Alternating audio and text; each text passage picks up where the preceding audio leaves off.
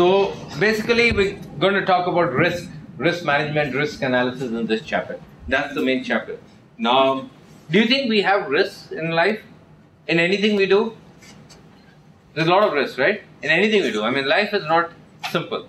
And same with corporations. When you get to work for a corporation, or you become a manager, or you become an administrator, you will find that there are so many risks in an organization, running an organization, that you have to deal with.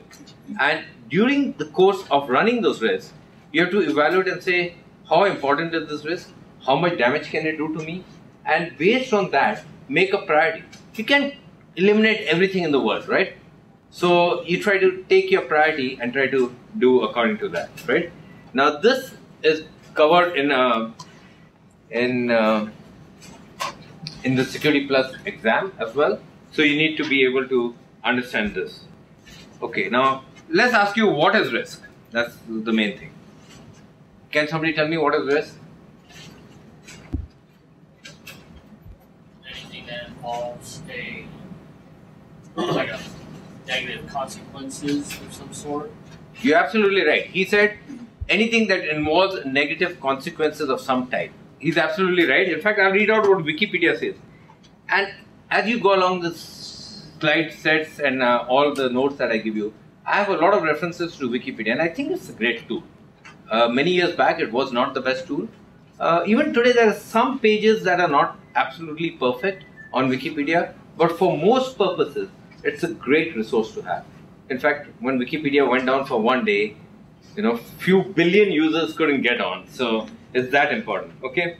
So let's read what Wikipedia has to say about it. It says, risk is the potential that a chosen action or activity, including a choice of inaction, even if you don't take any action, can lead to a loss or an undesirable outcome. So that's what he said, negative outcome, undesirable outcome. Yeah, anything that can lead to that is a risk, right? So we all understand what's a risk. How many of you witnessed the disaster that took place in Japan a few, 6 months ago? You all saw that, right? In fact, this was taken from a hill. I yet remember watching the video as this water started to come up the hill. And there's somebody recording from top of the hill. And then that person started running up higher because the water was coming up closer to him. It's this thing. So people lost everything. They lost their house, they lost their belongings, cars, loved ones, and everything was washed away. So being near a coastal area is a very beautiful thing. Like we are in Monterey here. Everything is close to this coastal area. It looks so pretty. But there's a risk with that, right? What is the risk? The risk is tsunami, right? So that was the risk. And there are many risks in real life that you can think of. And I would have liked you to sit and think about them. But right now we are going to be a little short of time for this. So we will skip that. But you can think of all the risks that you encounter on a daily basis. Someday just sit and think about them. And you see there's a lot of risks that we encounter on a daily basis. How about this? Is this a risk you encounter on a daily basis? For those of you who drive, and many of us do, this is a risk you encounter. Well, if you don't drive, you yet can encounter a risk of getting run over by a car, right? So that's another risk that we do. So why don't we do one thing? Why don't we all, work in groups a little bit? You can pause it a minute. And in this row, can somebody tell me what are the things you came up with? Okay, we get like financial ruin, death, injury and or severe disability, car repair bill, increase in insurance rates, disruption in flow of traffic for general public, interruption of scheduled plans or normal business. Super. Joseph? The Same. sound pollution, air pollution, there's a risk to your mental well-being, road rage.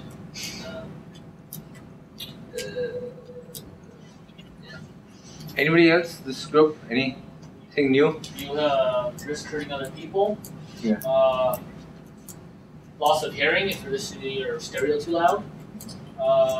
Risk missing important phone calls because you can't answer your phone when you're driving anymore.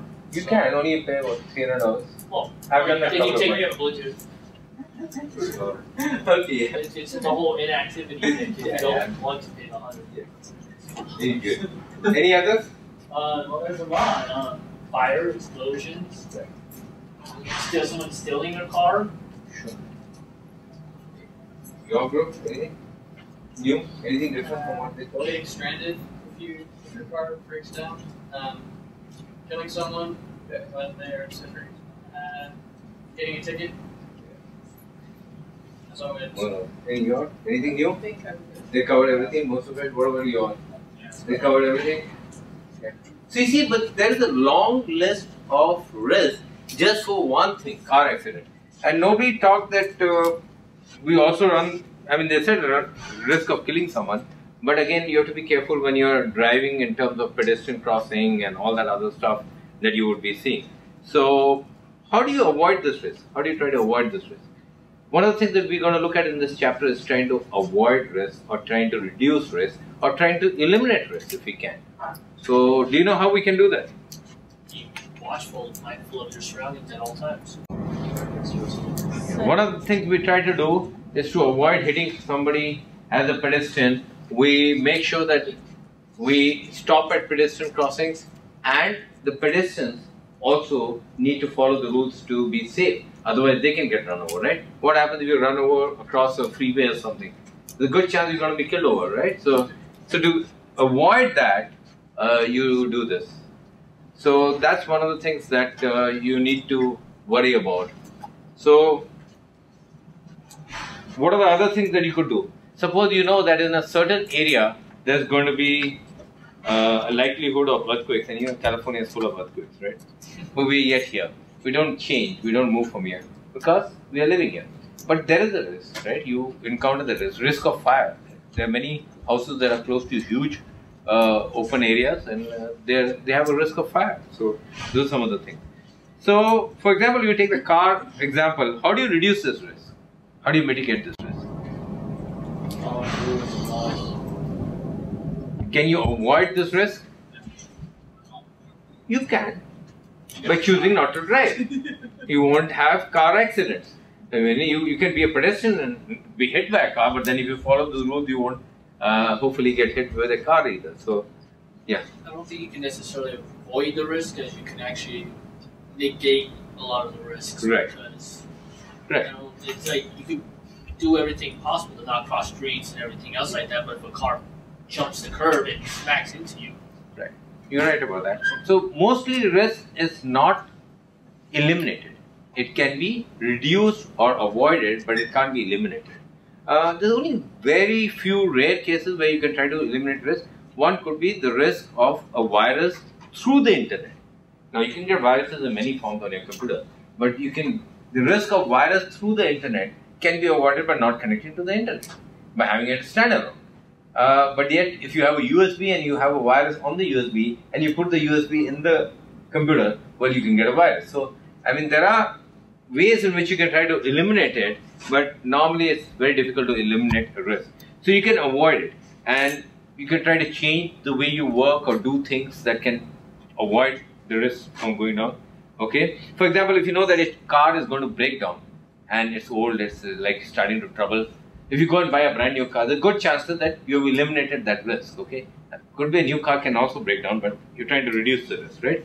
And then you come to risk mitigation. How do you mitigate a risk?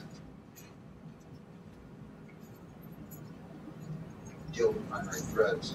For example, you know your computer, right? If you want to stop somebody from hacking into your computer, what can you do? Firewall that. You know that how people get into your computer? Are you aware of that? Downloading stuff. They come in through something called ports. They're open ports on your computer and they come in through those ports, okay? If you close those ports, well, then they can't come in. So you must try to close as many ports as possible. Now, some ports are needed for running certain applications, so you can't close them. And the smart guys know that, so they know that those ports are there, so they come in through those, okay? Although it's difficult. Then you can use deterrence. Deterrence is nothing but warning, a scare. You see all those cigarette ads that are there out there? What are they trying to do? They're trying to scare you so that you reduce the risk of cancer, right? So that is how the cigarette ads are designed, for deterring, okay? And then finally, there's something, okay, we didn't talk about sharing or transferring. Sharing or transferring is what we do every day, right? What is sharing? Insurance, right? We transfer the risk to our insurance company and say, hey, if something happens, I get in an accident, somebody dies, or car goes down, or everything gets total. Well, guess what? The insurance company pays for it. They take care of it, right? Because you, as an individual, cannot afford to pay that much of money and do that. But when they get that premium from thousands of people, well, they have enough money to pay for a few cases if that happens. Is you were saying something? Also, like share avoidance by using a horn. If you're backing up, this way warning people and everything. Yeah, you should take all the precautions necessary. But I'm saying in transferring your risk is what companies do. You have to transfer the risk because it's too big for you as an individual, but it may be handled by somebody else, right? So that's what companies do, transfer risk. And finally, you accept a risk. So there could be a smaller risk that might not be critical to your business operation, that may not affect your business. You say, okay, we'll accept this risk. If it happens, okay, we pay $10,000 loss, we'll accept it. If it comes about, we'll lose that money. So that's an acceptance of a risk. So there, all as a management, as a person in a company, you will have to start taking the decisions on risk. And in security, that's very important because there's a risk every day. Okay, so let's look at risk assessment. This is something that comes in an exam, so you might as well want to know it. It's a single loss expectancy.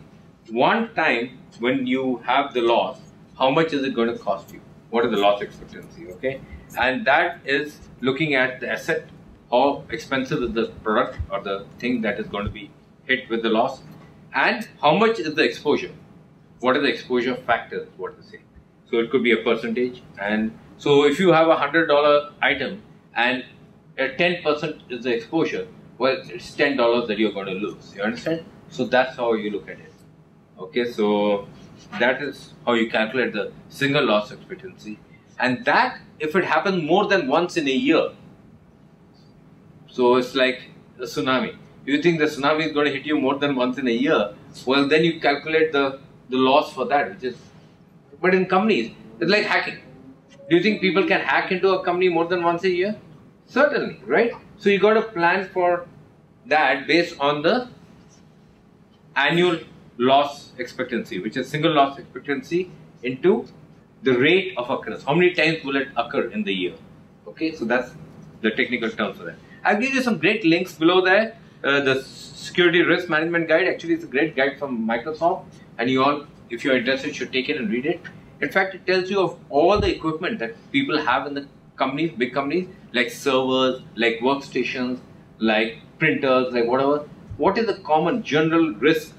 They have done an analysis based on a huge amount of data, and they've come up with the risk.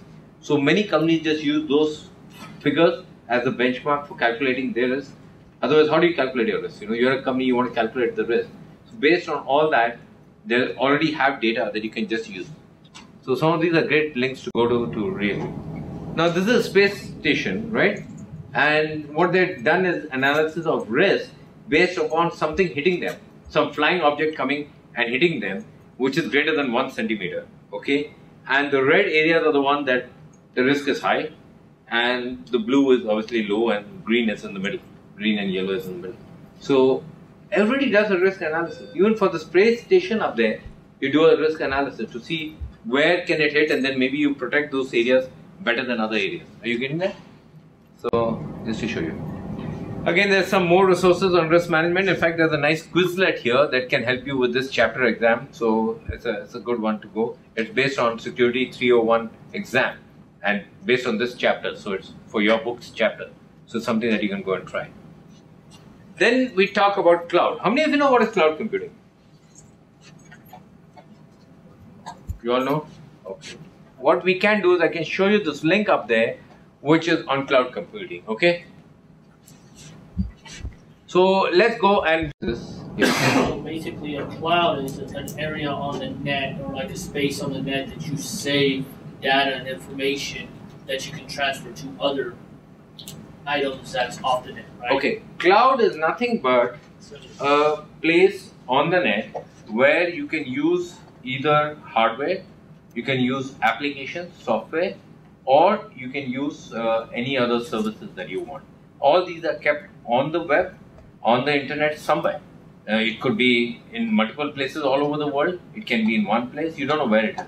It's somewhere on the internet, but it's available to you here whenever you want it. So, for example, how many of you know that you use Office, right? Microsoft Office. Now, Microsoft Office is available online. So, you don't have to download it to your computer. If you want to use Word, Excel, PowerPoint, once you pay that subscription, something I think it's $20 or $10 a month or something like that, you do that, you can just use the service. Whenever you want to do, just log into their website, do the Word, Excel, PowerPoint, and save it up there. You can save it there, you can do things like that. So that's what it is. You can use application or platform. What is a platform? Platform is that they give you their hardware and you can develop your software application and use them. Something that you develop only for your company, not like Word, Excel, something that you will use only for yourself. But you don't want to keep it with you. You develop it on their platform, their hardware, and store it there, and everybody can use it from there. So they give you that service. And infrastructure is if you don't want to put any hardware in your college, all these PCs we don't want to put. So what we do is we'll just give connection to the internet and through what they call just thin clients or something. And everything is on the internet. You can use it there. All the hardware is there. You don't need to, like all the big servers and all, you don't need to have them in your company. Yeah. What is the risk to have your information? Yeah, there is a risk, and that's why we are covering this chapter here. In the cloud, there is a risk in the cloud. And one of the risks in cloud is that it could be a compliance risk. See, we do some security here and say that certain security laws have to be followed in the US, right?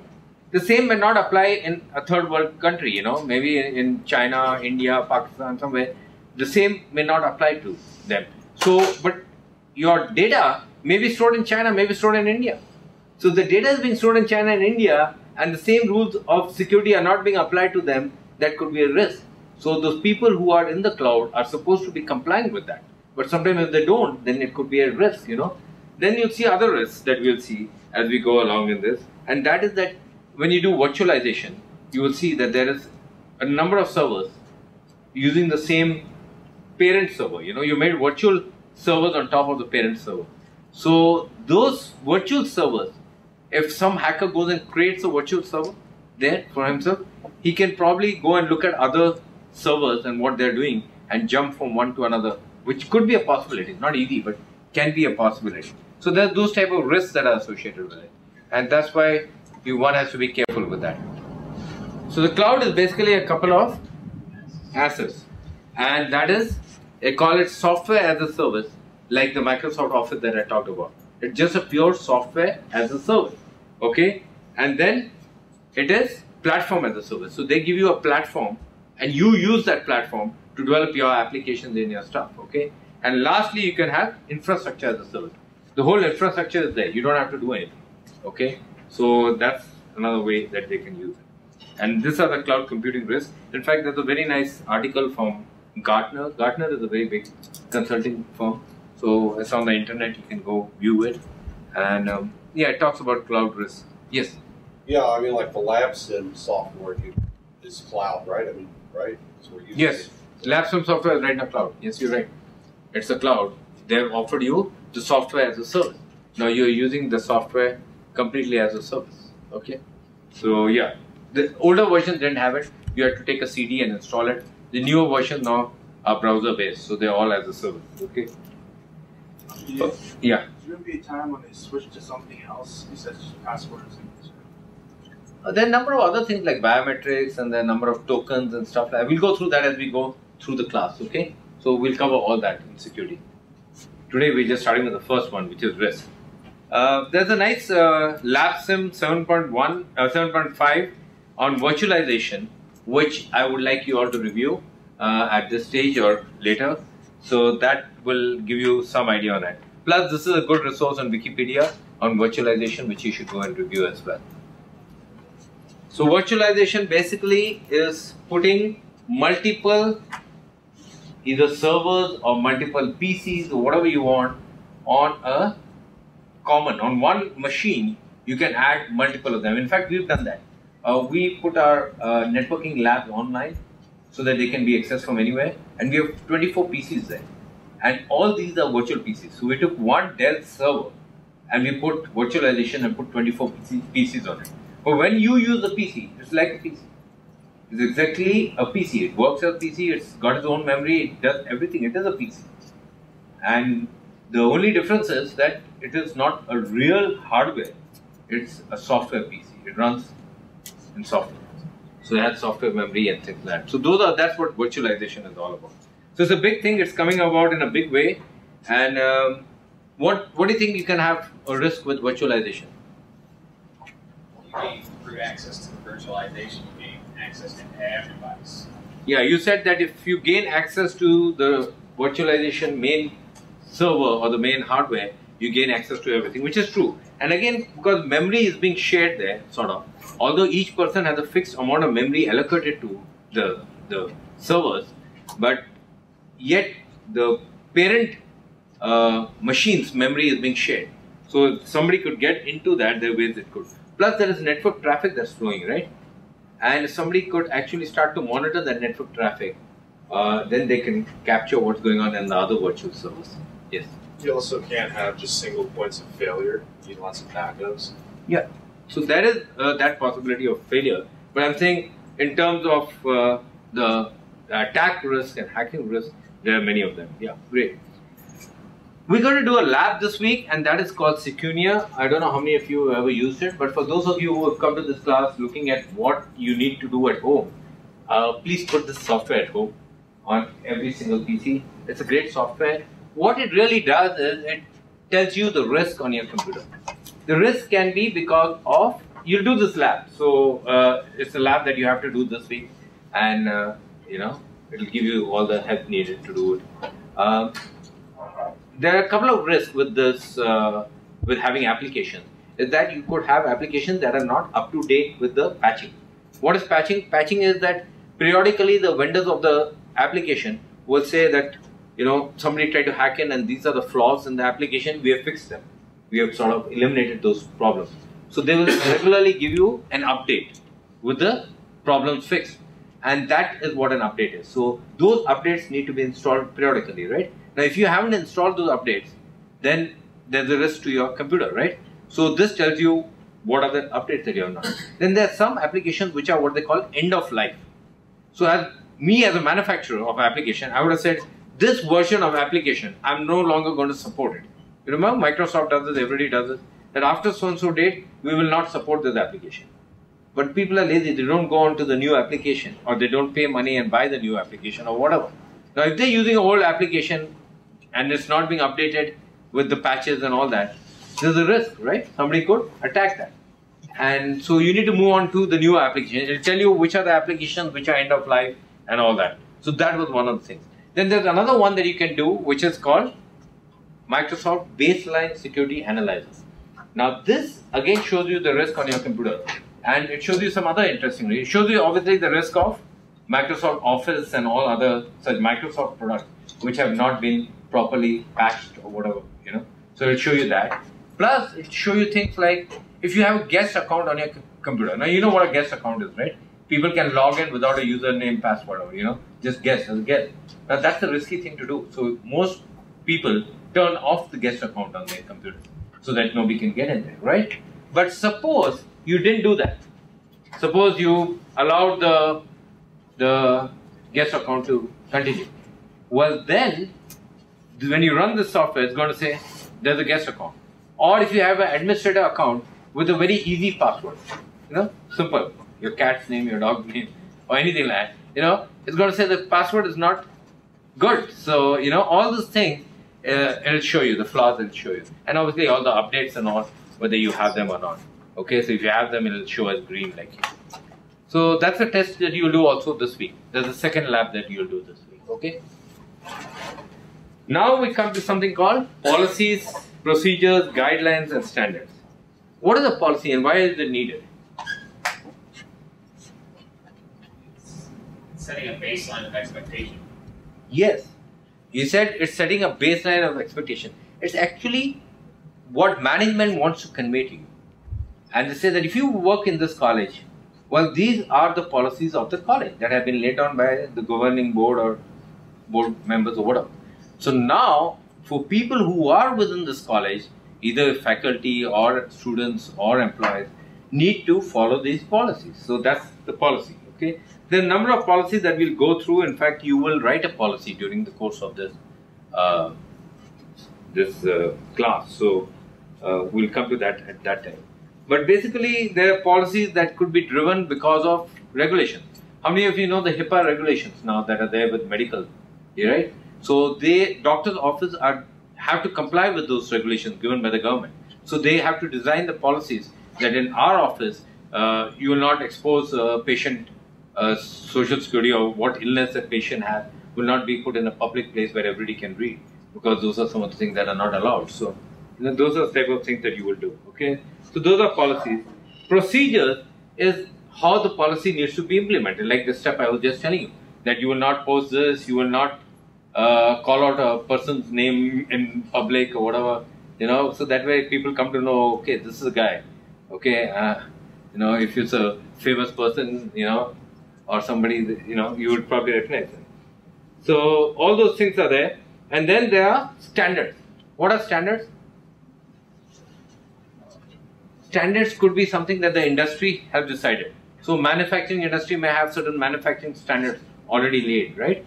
Or if it is software industry, hardening your system, there may be a standard for hardening your computer system, right? There are big organizations like NIST and all who publish these standards.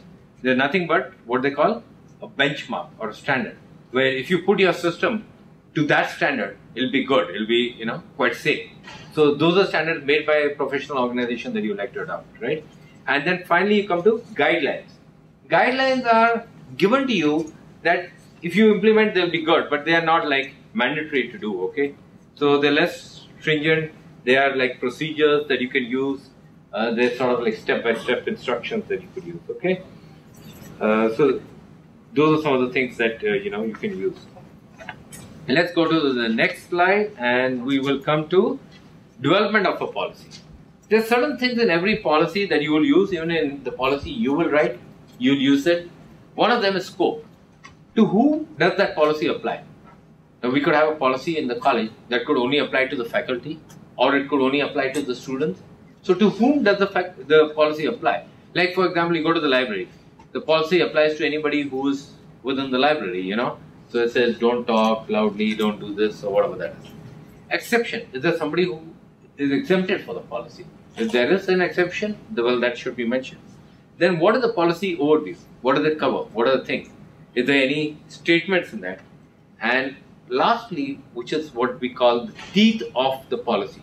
See, there's no use to put a policy and it doesn't have any effect on it. So what these policies do is they say that if you fail to comply with this policy and we find that you are not complying with it, then we have a right to terminate your account, stop you from entering the library, take away your internet access, whatever the rule is, whatever the policy state. But that's the teeth. That is where you can take somebody to court or you can put some restrictions or something. Because otherwise, if you just put a policy and don't put any restrictions or anything, then people may or may not follow the policy, right? So you got to put like any rule that the government puts. Say, if you don't follow this, you go to jail, right? You have so much fine to pay, or you go to jail or whatever. So that's the teeth, right? So that's some of the things. A couple of more things, and we've got 5-7 minutes. Policy choices. There are a whole lot of policies that are out here. But we will do an acceptable use policy within this class. So that's one of the policies listed. That's something you do. There's something called a remote access policy. If you're accessing the computer from a remote place, well, there could be a different policy.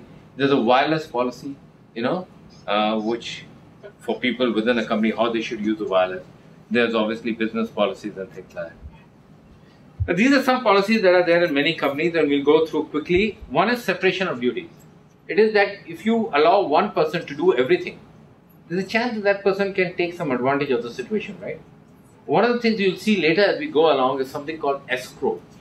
Escrow is done on you got a digital key. So when you want to encrypt some document or something, you can use a key to do that, okay? It's called a digital key. We'll learn this later on as we go. Now, if you give somebody that whole key, that person can encrypt and decrypt and read everything, and it may be wrong for that person to do that, right? So what they do is they break this key up into small pieces, 4 pieces, say for example, and give it to 4 different people, board members. all the board members will have one part of the key. So if I'm a board member and I want to look at the whole document without anybody coming to know, can I do it?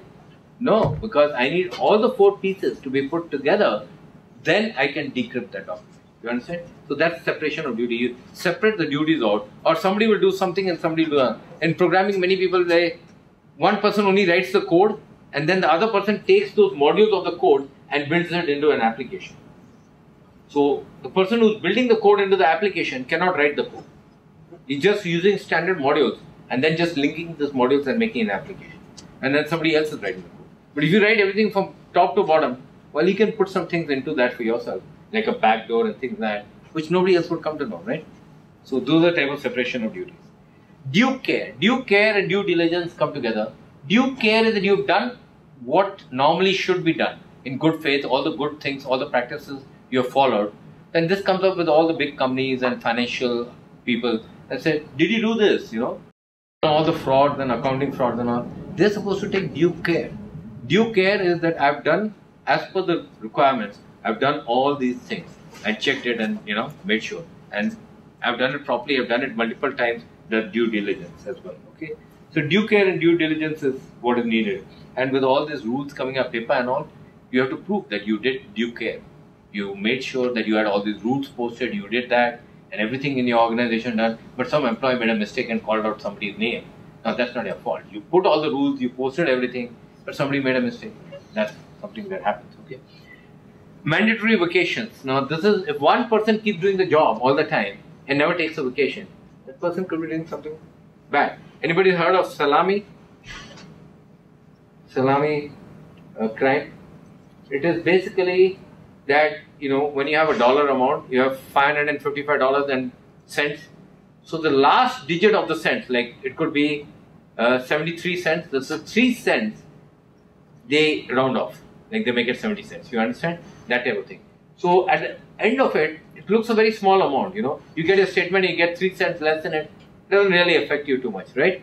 But if there's other end, somebody is making 3 cents of every statement and that thousands of statements per day, well, at the end of that, it could add up to be a significant amount. So that's where job rotations come into play. If you go away and somebody else takes your job for some time, same with vacations, you send on a vacation and somebody else takes your job in that time.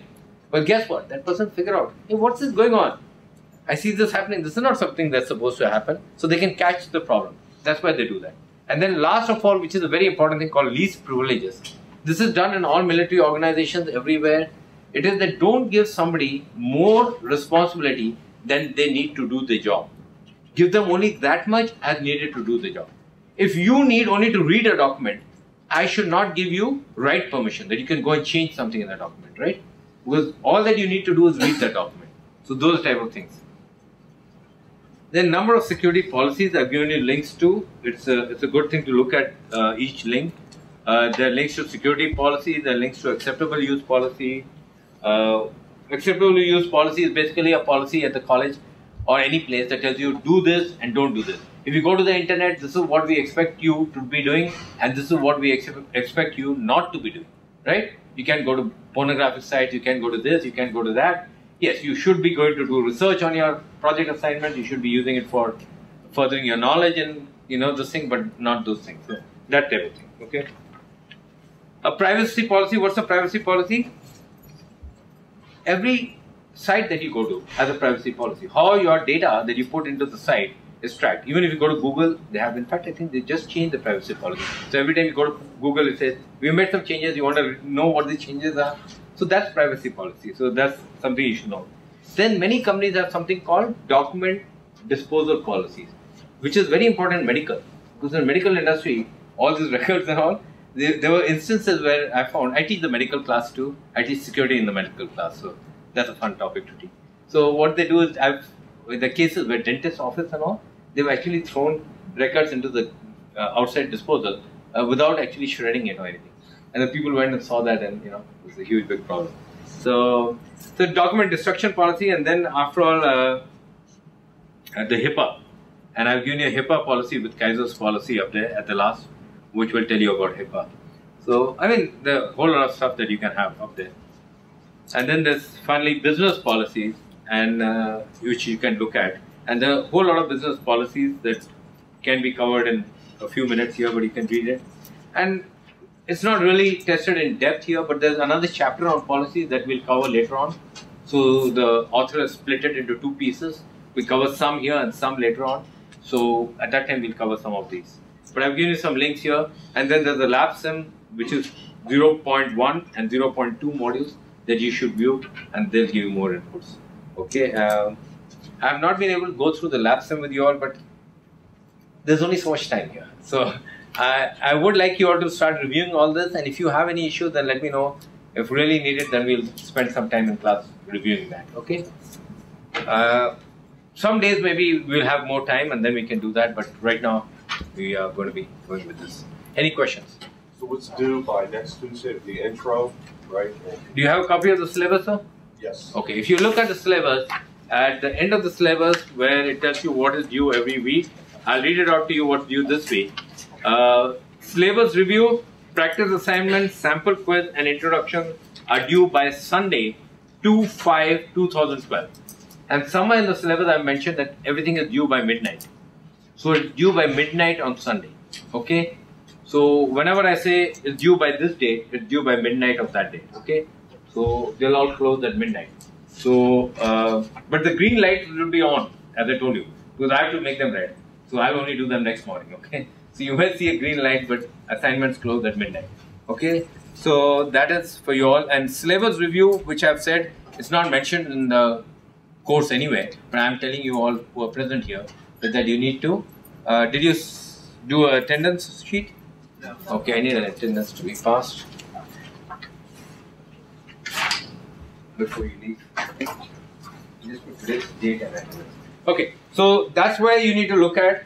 And the chapter 1 lab and the 2 labs in chapter 1, the ones that we just saw, and the quiz, I've given you 2 weeks to do them. So they are all due by 2/12. Okay, and then you all are a little lucky. There's a break coming up. No, the spring break. This is supposed to be an online class. There's no break. Okay, and Tuesday, Thursday, no break. So yeah, so there every week what you are doing, what is due, is clearly outlined in this. And if anybody wants an extra copy, I have extras here. You can take that. But please make sure that you review this document and send me an email saying that you reviewed it. So that way I'm clear with that. Okay? Any questions?